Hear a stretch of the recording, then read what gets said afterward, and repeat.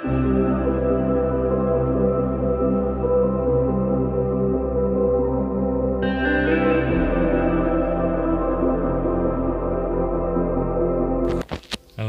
assalamualaikum warahmatullahi wabarakatuh. Gimana kabarnya? Setelah sekian lama liburan, ya, kita baru bertemu lagi sekarang, ya. Dan selamat datang di kelas 12, ya. Tidak terasa kalian sekarang sudah kelas 12, ya. Rasanya baru kemarin, ya, baru daftar SMA gitu, kelas 10. Sekarang sudah kelas 12 kan gitu, ya. Kalian sudah, ya, di sekolah ini sudah paling tua gitu dibanding adik kelas kalian, ya. Kelas 12 ya kelas paling atas di sekolah menengah atas. Jadi kalian posisinya di paling atas, ya. SMA sekolah menengah atas kelas 12 lagi kan gitu kan. Nah, kelas IPA lagi kan gitu. Nah, ya kita harus bangga karena kita sebagai siswa kelas IPA, ya. Jadi di mana kita berada ya kita harus bangga supaya kita lebih mencintai lagi apa jurusan kita dan apa pelajaran kita, ya. Nah, gitu. Apa juga bisa dikatakan orang IPA, bisa dikatakan juga orang IPS karena pernah kuliah juga di manajemen, ya, di IPS gitu, ya. Tapi kalau misalkan kalian sudah terbiasa di kelas IPA, kemudian kalian mau pelajari IPS, ya sepertinya tidak terlalu kesulitan gitu untuk mengikutinya. Nah, karena nanti sebagai kalian generasi penerus gitu, ketika kalian sudah lulus dari SMA, misalkan nanti kuliah, sesudah lulus kuliah menjadi sarjana, nah itu kompetensi yang harus kalian miliki itu harus seimbang antara pengetahuan alamnya dengan pengetahuan IPS-nya. Nah, ketika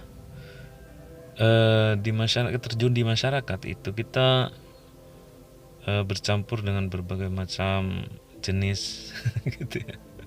Berbagai macam jenis, ya, dengan berbagai macam karakter masyarakat gitu kan. Kita harus bisa menyesuaikan diri dengan setiap karakter tersebut. Nah, itu lebih dipelajari oleh IPS. Tetapi ketika kita menentukan, ya, misalkan kita bertemu dengan seseorang nih, kita menentukan mau disapa atau tidak nih orang ini mau disenyumin atau dicuekin, nah gitu kan.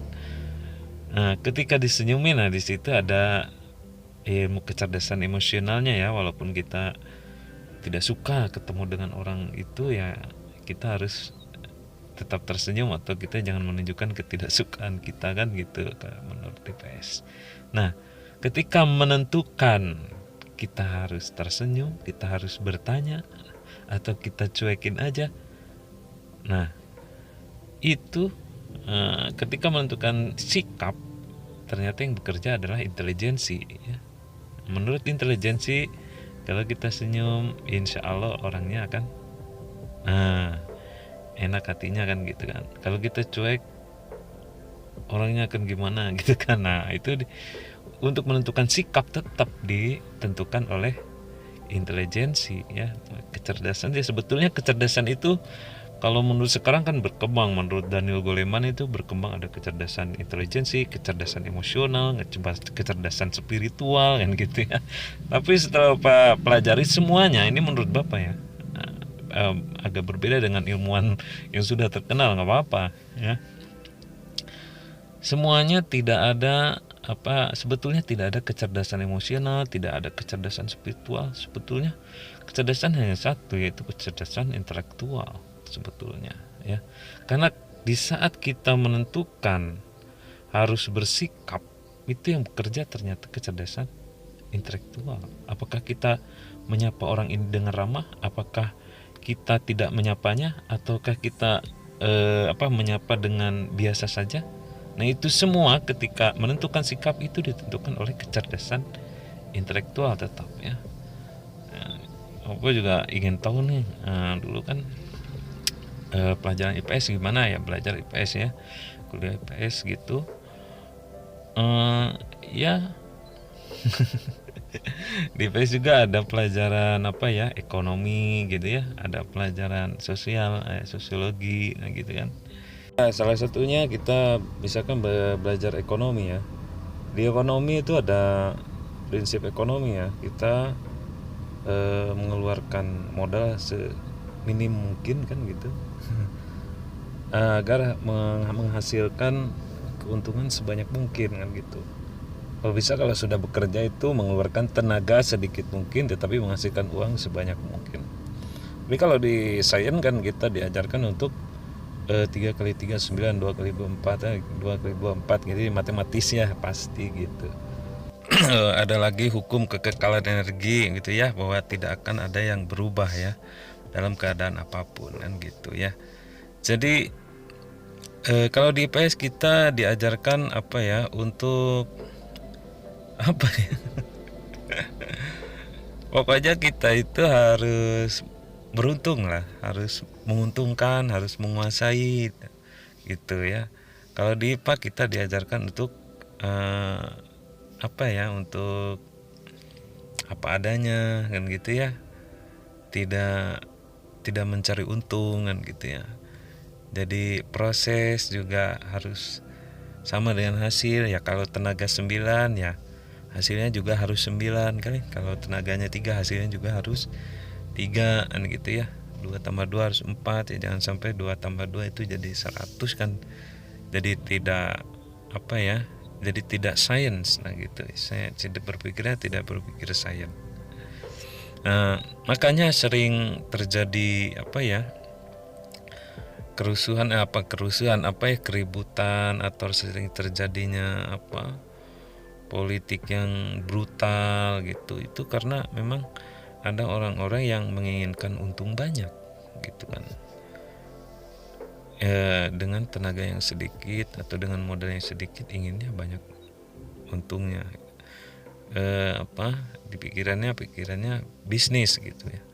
Kalau kita diajarkan kita bermanfaat untuk orang lain kan, diajarkan seperti itu ya. Diajarkan untuk menciptakan suatu produk ya, dimana produk itu nanti banyak orang yang memakainya ya.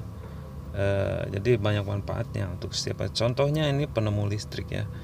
Bayangkan kalau nggak ada listrik kan gitu. Sekarang ini kita nggak bisa online dan lain sebagainya kan gitu. Kemudian bisa digunakan di masjid, di sekolah ya, di tempat-tempat yang di sana ada kegiatan-kegiatan spiritual ya. Nah spiritual ini keagamaan juga ya. Kalau misalkan di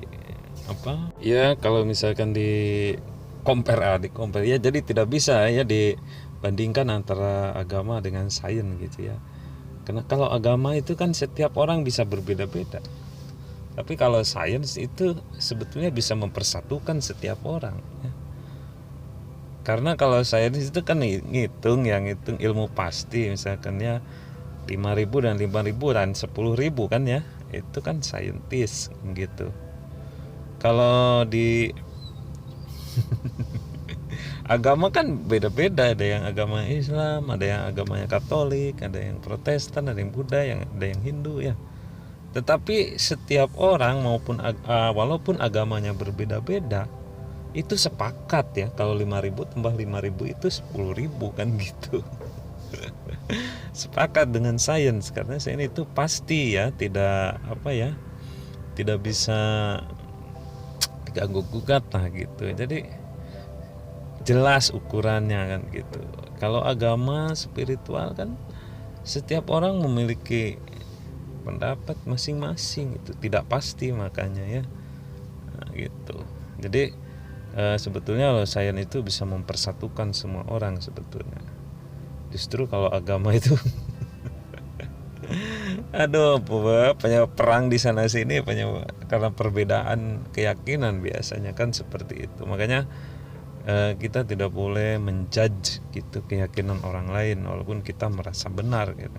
Karena setiap orang punya benarnya masing-masing ya. Misalkan kita dari rumah nih mau ke sekolah kan, setiap kita kan punya cara untuk sampai ke sekolah dengan cara masing-masing. Yang penting kita sampai ke sekolah kan gitu ya. Tapi ini kita ngomongin kayak gini, ini sangat sensitif banget ya. Jadi Bapak juga agama dilahirkan di orang tua yang Islam, tidak mau bukan mau terima ya, Bapak meyakini agama yang agama Bapak kan gitu ya. Kita harus yakin dengan agama kita masing-masing, karena tidak jangan kita menjelekan yang lain lah gitu, karena yang lain juga punya keyakinan masing-masing ya. Dilakum dinukum waliyadin ya, untukmu agamamu, untukku agamaku. Kita tidak boleh saling menjelekan ya. Kita yakin dengan keyakinan kita masing-masing dan jalankan dengan sebaik-baiknya gitu kan. Nah, makanya kalau di sains itu pasti hukum Coulomb itu udah jelas ya. Misalkan ya pokoknya hitung-hitungannya ada pasti lah gitu. Makanya disebut ilmu pasti ya. Kalau IPS ya ilmu tidak pasti, karena setiap orang bisa berbeda-beda gitu kan, bisa berbeda-beda pendapat, bisa berbeda-beda keyakinan ya kan gitu, berbeda-beda sikap lah gitu. Nah tapi memang ya itu dulu ya. Nanti kita sambung lagi di lain waktu ya. Ini nggak terasa sudah panjang lebar kita malah membahas kemana-mana ya. Jadi pembicaraan masalah ini ya, kita bahasan ini bisa sangat lama ya. Nanti kalau kita punya waktu luang kita bahas lagi dan kita diskusikan ya. Kalau misalkan kalian punya pendapat yang berbeda gitu ya, kita diskusikan ya. Jadi misalkan kalian membaca buku ya, atau melihat televisi, atau membaca situs online kan gitu ya, itu kan dari sumber yang berbeda-beda tersebut ya. Walaupun sumbernya itu sangat diyakini seorang ilmuwan yang handal, sebetulnya kita juga manusia mempunyai daya intelijensi sendiri kan gitu. Tidak semestinya kita tunduk nurut gitu aja kan. Kita harus punya satu keyakinan menurut pendapat kita setelah kita merangkum berbagai informasi yang ada kan gitu. Jadi tidak menurut ini kan gini ya, menurut si menurut ilmuwan ini kan gini Pak gitu. Nah, jangan sampai seperti itu. Harusnya menurut saya ada gitu, setelah kalian menggali dari berbagai macam informasi yang kalian terima kan gitu ya. Jadi ketika membuat makalah juga kan ada dari sumber ini, dari sumber ini, dari sumber ini, kemudian kita simpulkan menurut pendapat kita ya gitu kan. Jadi intinya kita harus mempunyai keyakinan menurut argumentasi kita sendiri.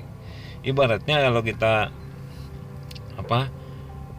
tahu jalan, itu kan nggak akan ngikutin orang lain. Misalnya kalau dulu misalnya kalian dari rumah ke sekolah kan ya, dari rumah ke sekolah belum tahu jalannya kan pasti nanya sama orang lain, ngikut orang yang tahu jalan. Tapi kalau sudah tahu jalan sendiri kan ngapain tanya? Nah, kalau menurut saya jalan yang ini yang paling cepat kan gitu. Kalau sudah tahu jalan kan seperti itu ya, akan yakin. Tapi kalau belum tahu jalan ya, misalkan pura-pura yakin juga gak akan benar ya, pasti akan kacau, gak akan nyampe tujuan kan gitu.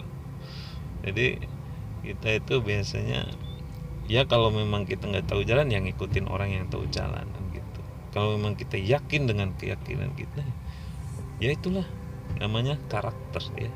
Jadi kalian menemukan suatu keyakinan, sebuah pengetahuan yang menurut kalian itu ya itulah keyakinan menurut argumentasi intelijensi atau argumentasi buah pemikiran, hasil kesimpulan dari berbagai informasi yang kalian dapatkan, sehingga kalian menjadi be yourself itu ya, jadi menjadi diri sendiri. Ya mungkin itu dulu ya. Eh, ya kalau ada pertanyaan silakan nanti bisa ditanyakan. Bisa di sini, bisa di Google Classroom ya, bisa di WA ataupun di Telegram. Kita kalau misalkan ada waktu luang kita diskusikan lagi.